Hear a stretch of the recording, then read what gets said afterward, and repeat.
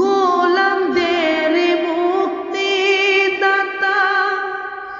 দয়াল কুদরত হয়,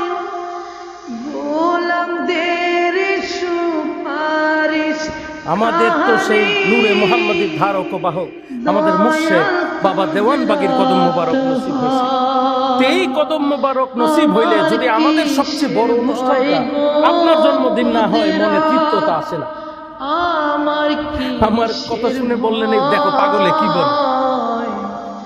যাহার প্রেমের কথা